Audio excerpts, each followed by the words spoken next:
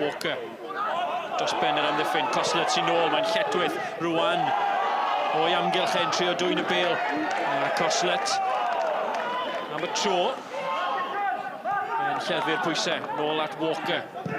Taro i'r ganol. Lewis yn dod mas, clamsyniad a Jones!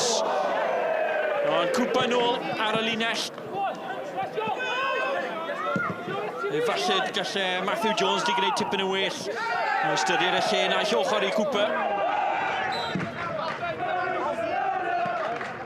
Greening yn methu beniad, y bêl di dod at Toure, ymlaen at McLagan. Steph Edwards yn ddigon cloi i aros gyda'i. Toure yn troi, a Millicott Cosby yn chwilio am gyfle. Pas da, cyfle i reddi'r Barri ar y blaen! Green yn dathlu, gwrth ymysodiad yn chwymwth. McLagan yn achosi problemau ar y dde. A Toure, a'i drad bach celfydd, yn darganfod Green. A dim gobeth i Jenkins yn y gôl. Jones. Woodall eto. Taflu hon i'r canol. Walcott. Creu bach o le ddyn ar y cefnwr canol. I daro i'r gyd! Yn gwyro oddi ar cos yr amddiffynwr. Ond y cefnwr canol. Yn mentro ymlaen yn curo'i ddyn. Yn taro i'r gyd beryglis tuag at Mike Lewis yn ngôl y Barri. Coslet nôl i'r canol. Toure, heibiodd i ddyn. Parhau mae Toure, gosod hwn, Jonathan Hood, a Millicott ar ben ei hunan am 2-0. Yn methu'r cyfle, yn gwastraffu'r cyfle. Chris Hugh, cefnwr chwyth y Barri. Daro'r croesiad. Coslet na, mae'r peniad oedd gan Cooper ar y postyn pella na. Yn hollti'r traws bron y bod. Gornel gan Hugh, a Cooper y captain yn codi. Dim bris o gwbl yn chwarae'r Barri.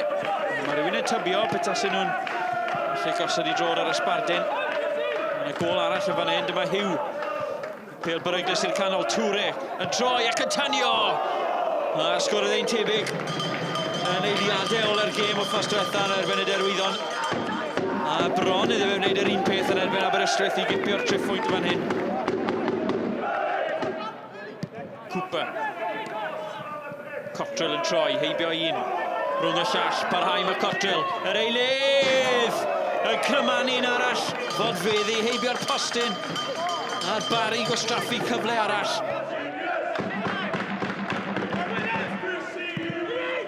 Hood. Mlaen, dros ben Walcott i lwybyr Toure yn hwyr. I selio'r fuddugoliaeth. Toure, arbediad da gan Jenkins. Ac Aberystwyth yn dianc. Ond gyda gon munudau, eiliadau yn weddill. Rhywun yn tybio, fydden dim llawer o wahaniaeth petai'r Barri wedi casglu'r ail gol. Gavin Chesterfield, 3 points, clean sheet. You're a very happy man, aren't you? Yeah, delighted. You know, especially away from home. You know, Aber in good form. You know, they're a good team. Difficult place to come. But yeah, really pleased with my lads' performance and indeed their mentality today. Any idea what went wrong from your behalf? Well, we just, you know, you give Barry a bit of credit, don't you? They've worked us hard, and you know, it's not normally like us. We're normally good for creating 3 or 4 chances every game, but we struggled today against a well-marshalled defence, and I say bad day at the office, but we just go again and in training Tuesday and look forward to a big game against Kevin Druids Friday.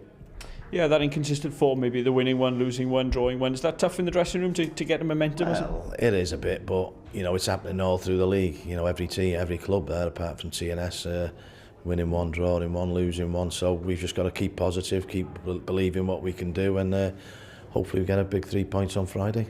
And the eyes, of course, obviously on that top 6. Oh, definitely. We just got to, you know, October's going to be a big month for us. We've always said that. You know, we've got to beat them teams in and around us, and we've got a full month of them games now. So fingers crossed the lads don't get too down about today. And you know, it's been a bad day, but it happens, and we'll make sure we're ready to go again next Friday against Druids. And finally, 5 wins before October. That's not a bad start, is it? Oh, to snap your hands off of that at the start of the year. But you know, let's keep our humility. Let's keep our honesty.